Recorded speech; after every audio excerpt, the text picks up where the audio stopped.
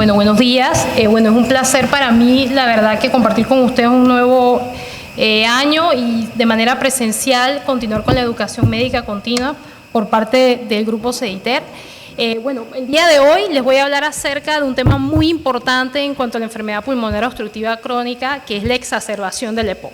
Básicamente nos vamos a enfocar en establecer el diagnóstico y el abordaje del mismo, clasificar la severidad y dar el manejo oportuno y el tratamiento. Como la doctora Bernal mencionó, la enfermedad pulmonar obstructiva crónica afecta mucho la calidad de vida de estos pacientes. Las exacerbaciones hacen un deterioro muy progresivo de la función pulmonar, aproximadamente caen un 25% en estos pacientes, y obviamente el mayor predictor de exacerbaciones en estos pacientes es las exacerbaciones que el paciente haya tenido previamente en el último año. Anualmente, aquellos pacientes con EPOC, aproximadamente el 22 al 40% podemos ver que tienen aproximadamente una exacerbación de moderada a severa, y un menor porcentaje de ellos, el 9 al 16%, presentan más de una.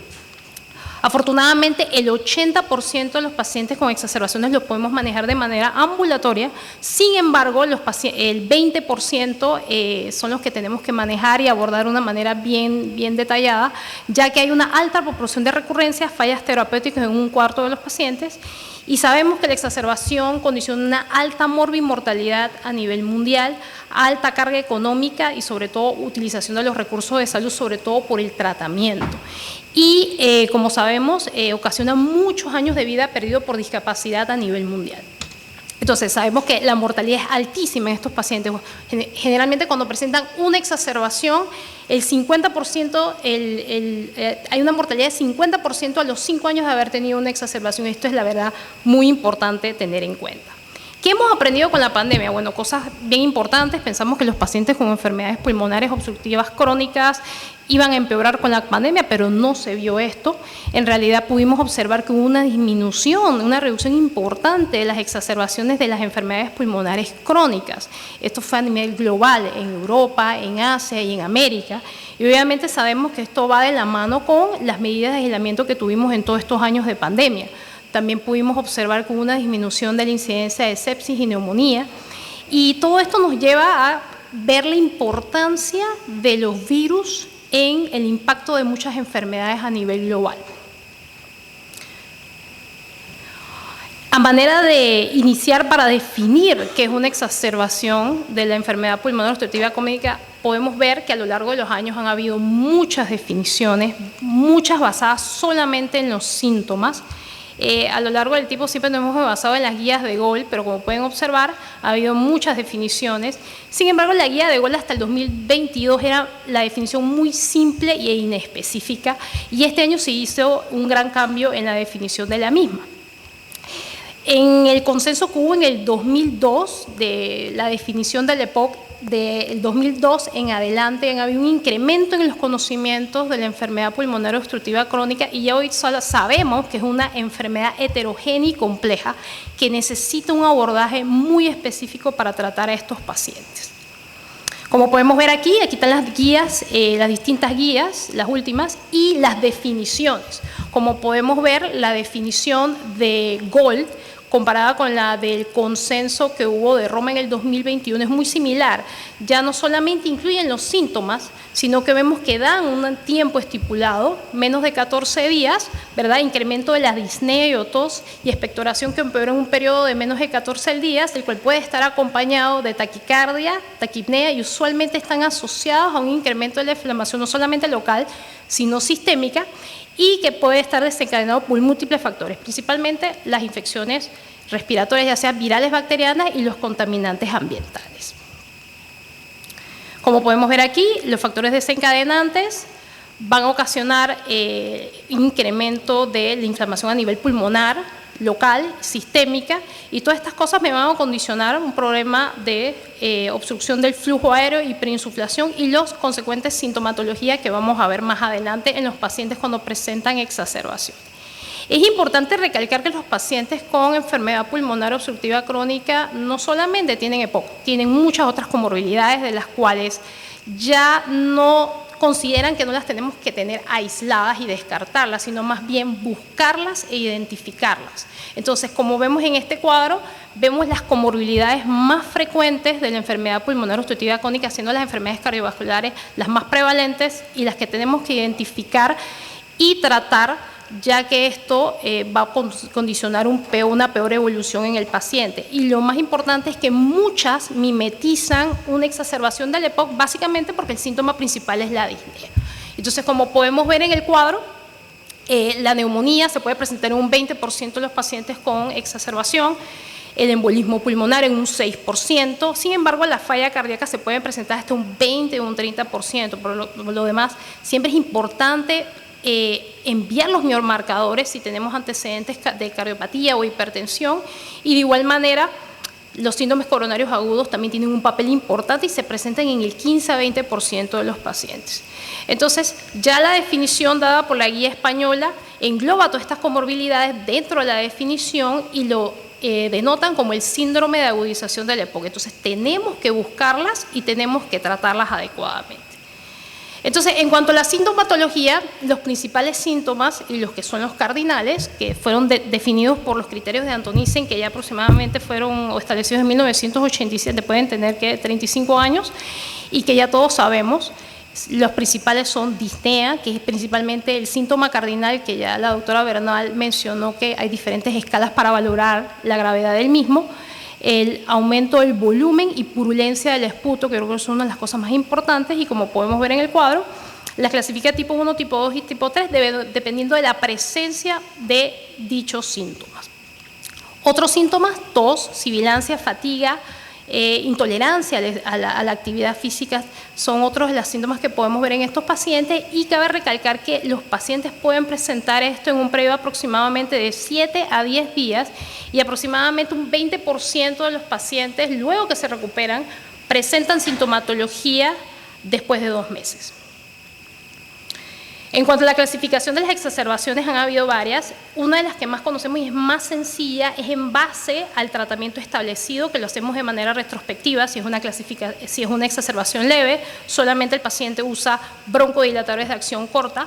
Si es moderada, el paciente usa broncodilatadores, el uso o no de esteroides y o antibióticos. Y una exacerbación grave, pues es el paciente que definitivamente acude al cuarto de urgencia o requiere manejo en la unidad de cuidados intensivos. Entonces, a la derecha podemos ver el cuadro de la clasificación en base a la severidad de la exacerbación. Esta clasificación que pueden ver aquí, como pueden observar, es un poco pequeño, pero evalúa parámetros clínicos del paciente, principalmente la disnea, la frecuencia respiratoria, la frecuencia cardíaca, evalúa también la oxigenación del paciente, ¿sí? Y también toma en cuenta la gasometría, si el paciente tiene o no acidosis respiratoria. Y en base a esto lo clasifican en leve, moderadas y severas, y los pacientes que obviamente tienen un cuadro severo son aquellos pacientes que necesitan ventilación mecánica no invasiva o invasiva por acidosis respiratoria que haya sido refractaria al tratamiento inicial. La guía española también tiene una clasificación muy similar, solamente que aquí, como pueden observar en el cuadro, incluye la alteración de la conciencia como uno de los parámetros que tenemos que valorar en estos pacientes cuando llegan al cuarto de urgencia. Básicamente incluyen también la disnea, la frecuencia respiratoria y la saturación de oxígeno. Hay escalas que se han utilizado y se han desarrollado para evaluar el riesgo en estos pacientes, sobre todo de mortalidad. Estas escalas, una de las más utilizadas es la escala de ICAF, que básicamente toma en cuenta los 5 predictores de mortalidad que tienen más peso. Como pueden observar en el cuadro, tenemos la disnea, la eosinofilia, la presencia de consolidaciones en una radiografía de tórax, la acidemia y la fibrilación auricular. Generalmente esta escala se prefiere que se utilicen en aquellos pacientes que tienen una exacerbación de grave a muy severa. Y en base a esto, de acuerdo al puntaje, pues podemos valorar el riesgo de mortalidad en los mismos. En cuanto a los factores desencadenantes, que son una de las cosas más importantes, tenemos que los principales son las infecciones respiratorias. Las infecciones virales, que se dan en menor proporción que las bacterianas, aproximadamente en el 30%, sabemos que son desencadenadas por los virus generalmente que ocasionan el resfriado común, el rinovirus, el virus sincitial respiratorio, la influenza, pero cabe resaltar que son las que conllevan unos episodios más severos en las exacerbaciones, producen mayor hospitalización, mayor estancia hospitalaria y predisponen a que el paciente tenga riesgo de desarrollar más exacerbaciones a futuro. Como podemos ver acá, las infecciones bacterianas corresponden aproximadamente al 50% de los casos y, como pueden ver en el cuadro, son los gérmenes que nosotros conocemos como los causantes de las neumonías comunitarias.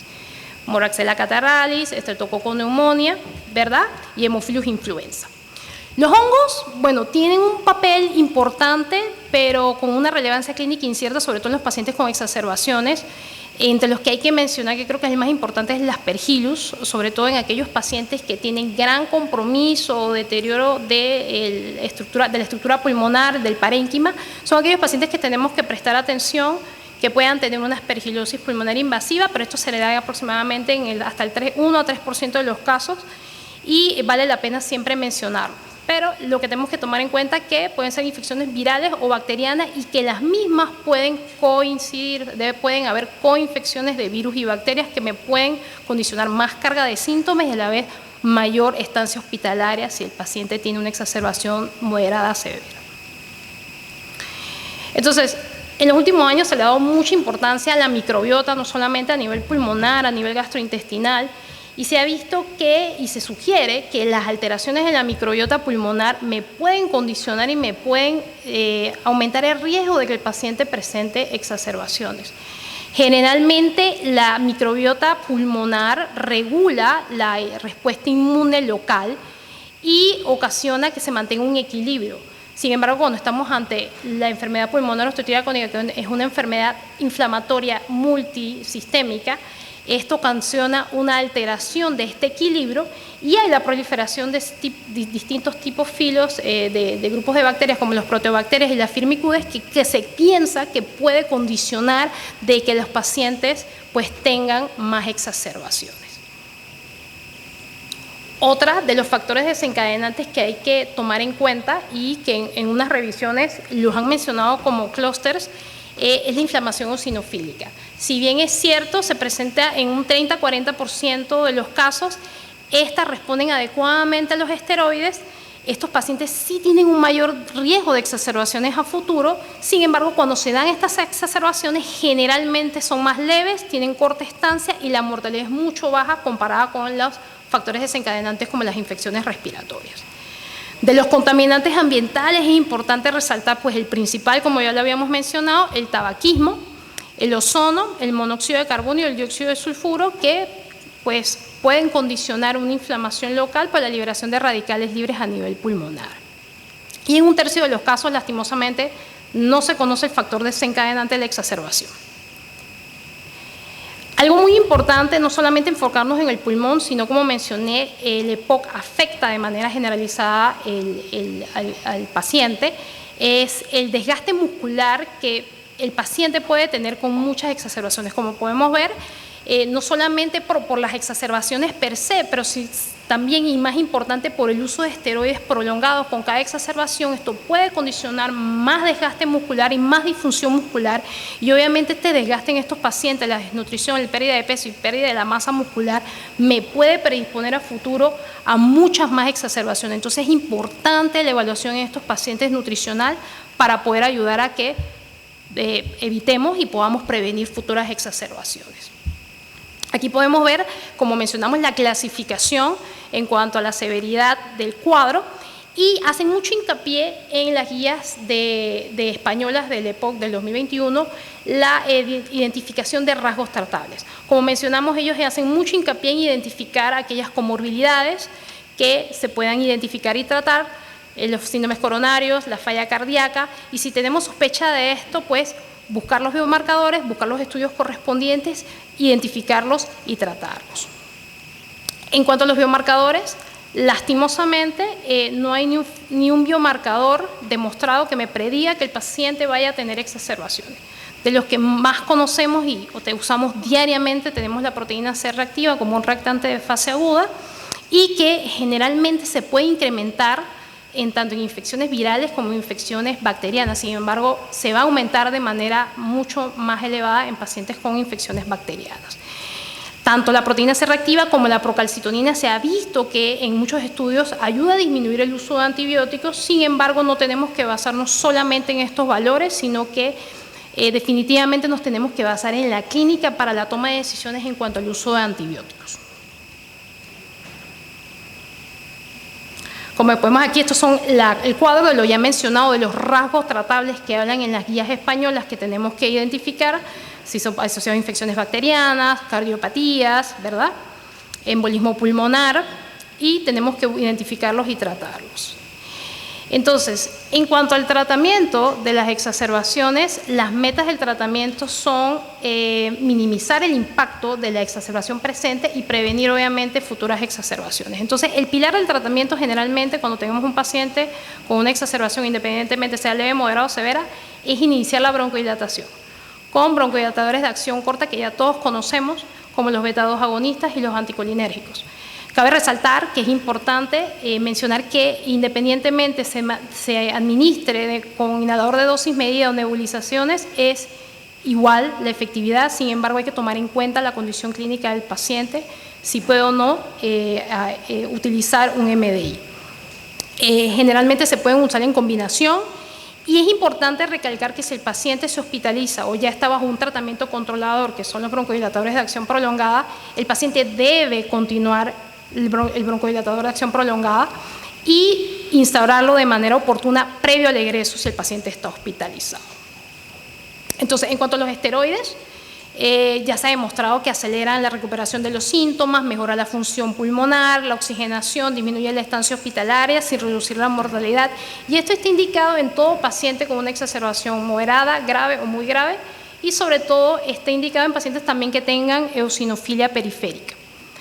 Generalmente la vía de administración, igual, oral o intravenosa, va a depender de la condición clínica del paciente, no va a haber diferencia, y la dosis recordar que es de 0.5 miligramos por kilo por día y que la duración máxima es de 5 días y se puede extender hasta 14 días en aquellos pacientes pues, que tengan una condición clínica mucho más grave. La budesonida, esto es algo importante, también la podemos utilizar, que es el Pulmicor, como todos conocemos, lo podemos utilizar en una exacerbación y está ya la evidencia que es igual de efectivo que la metilprednisolona en los casos de exacerbaciones de moderadas a severas. En cuanto a los antibióticos, pues sí, están indicados en todos pacientes que tengan los 3 síntomas cardinales que mencionamos: disnea, aumento del volumen, purulencia del esputo, o que solamente tenga aumento de la purulencia del esputo es suficiente para iniciar tratamiento antibiótico. Todo paciente que requiera oxigenoterapia, ya sea ventilación mecánica no invasiva o invasiva, debe colocársele antibióticos, y sobre todo en aquellos pacientes que tengan una PCR elevada solamente sin ningún síntoma cardinal, también vale la pena iniciar antibióticos. Se ha demostrado que los mismos acortan el tiempo de recuperación, reduce el riesgo de recaídas tempranas, falla terapéutica y duración de la hospitalización. Y de igual manera, el tiempo de duración de los antibióticos, el número mágico 5. Como mínimo 5 días es lo que pueden utilizar para tratar a estos pacientes de manera ambulatoria, hasta 7 días si lo consideran. Entonces, en la tabla que ven aquí van a observar los distintos grupos de antibióticos. Los tenemos, que son los medicamentos que utilizamos del día a día para el manejo de neumonía comunitaria, los betalactámicos, los macrólidos, ¿verdad? Las quinolonas, las tetraxiclinas también. Es importante recalcar que si son aquellos pacientes de fenotipos exacerbadores frecuentes, que tengan grados severos de obstrucción al flujo aéreo, que tengan gran destrucción pulmonar o que tengan muchas hospitalizaciones previas, que hayan requerido ventilación mecánica y uso de antibióticos, son aquellos pacientes que tenemos que considerar manejo y cobertura contra la Pseudomonas aeruginosa. Esto es muy importante. Como podemos ver acá, el cuadro, el flujograma, en cuanto al tratamiento, de lo que hemos considerado ahorita mismo, en cuanto a los rasgos tratables, si tienen un proceso infeccioso, si tienen un rasgo tratable de otras comorbilidades que no han sido identificadas, y siempre es importante valorar la respuesta de un paciente que le instauras un tratamiento, ya sea ambulatorio, a las 72 horas para evaluar su evolución. ¿Y qué sabemos de otros manejos que se le pueden dar a los pacientes? Que generalmente se consideran en pacientes que tienen un EPOC estable, pero se han salido ya artículos y revisiones y metaanálisis que han evaluado la utilidad de los mucolíticos, como la N-acetilcisteína, la carbocisteína, que han demostrado que mejoran la tasa de éxito del tratamiento en un 37% y mejoran significativamente los síntomas en pacientes con exacerbaciones. Así que a todo aquel paciente puede indicársele sus mucolíticos en caso de una exacerbación leve, moderada o severa. En cuanto a las terapias no farmacológicas que valen la pena mencionar, la oxigenoterapia es importante recalcar que es uno de los pilares del tratamiento en todo paciente que venga con insuficiencia respiratoria, y hay que recordar que las metas del tratamiento en oxígeno en los pacientes con EPOC, las metas son 88 a 92%, no tenemos que estar en 100% con estos pacientes.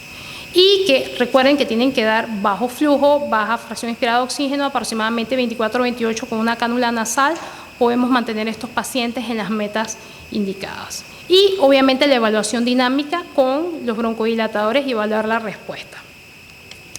Otra modalidad de terapia es la cánula nasal de alto flujo, que en los últimos años ha tenido mayor utilidad, todo esto con la pandemia. Sí ha demostrado que disminuye el trabajo respiratorio, mejora el intercambio gaseoso, mejora la oxigenación, la ventilación y disminuye la hipercapnia. Sin embargo, los metaanálisis tienen unos estudios de baja calidad que no demostró beneficio, pero más adelante les voy a dar un flujograma, no salió acá. Pero en aquellos pacientes que no tienen acidosis respiratoria, pero tienen hipoxemia, vale la pena iniciar de primera instancia la cánula nasal de alto flujo. En cuanto a la ventilación no invasiva, la indicación principal, acidosis respiratoria. Si tiene el paciente pH de menos de 7.35, pues está indicado inmediatamente colocarlo en ventilación mecánica no invasiva, y recordar que un paciente cuando se coloca esto en el cuarto de urgencia, tienen que hacer una evaluación dinámica. No pueden dejar al paciente con la ventilación no invasiva, sino que evaluar a la hora, a las 2 horas. Si el paciente no tolera ya en un promedio de 4 horas, el paciente tiene que considerarse la ventilación mecánica invasiva. Tiene una tasa de éxito altísima, un 80-85% de la insuficiencia respiratoria aguda e hipercápnica, mejora la oxigenación, disminuye el trabajo respiratorio y sobre todo mejora la supervivencia y evita que estos pacientes los tengamos que manejar con ventilación mecánica invasiva. Y las indicaciones para la ventilación mecánica invasiva, obviamente, si el paciente no tolera la ventilación no invasiva o la ácido refractaria, el manejo de la acidosis respiratoria con la misma. Este es el flujograma que les mencioné.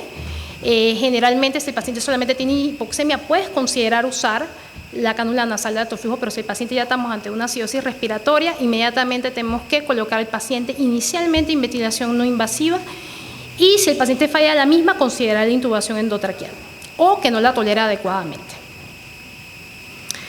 Otras cosas que sí es importante mencionar, factores que incrementan el riesgo de severidad de las exacerbaciones, se ha demostrado ya esto en estudios.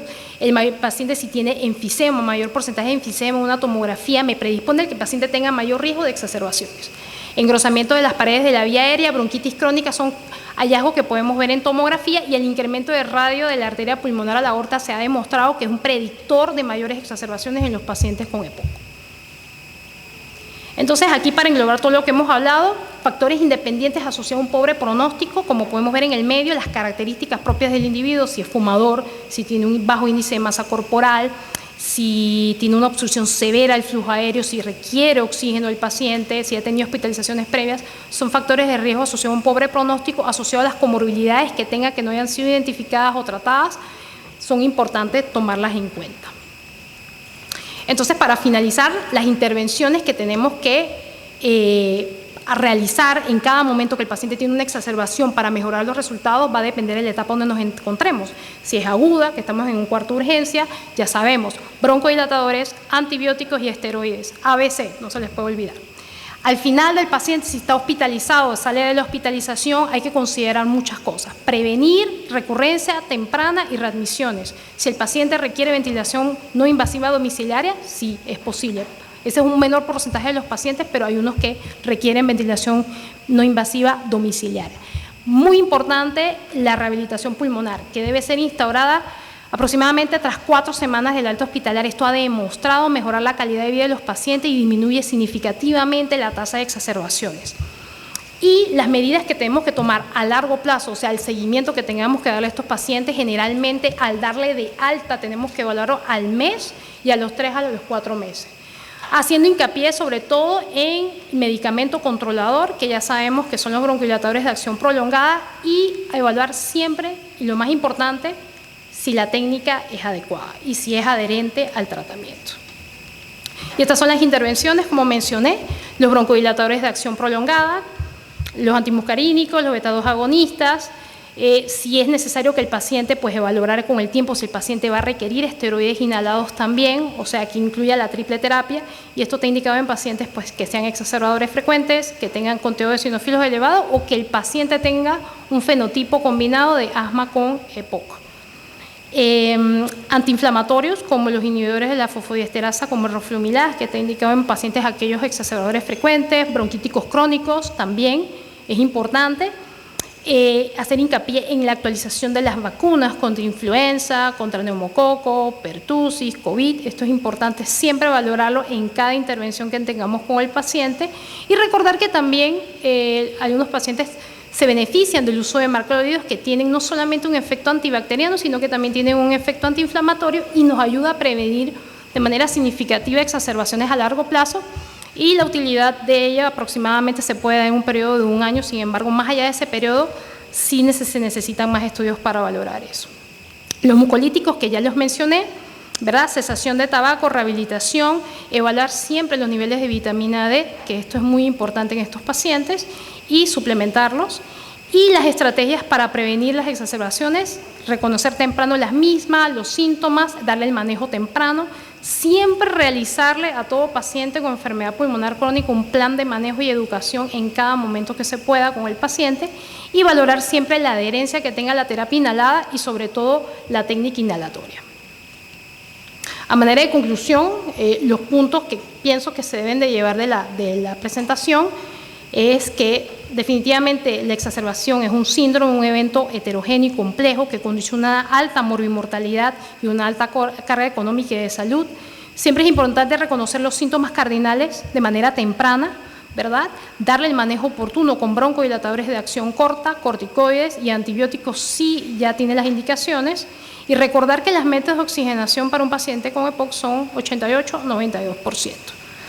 Y recordar que la ventilación invasiva es solamente si tiene el paciente acidosis respiratoria, porque recuerden que podemos tener pacientes retenedores crónicos de CO2 y no necesariamente tengamos que colocarlos en una ventilación no invasiva.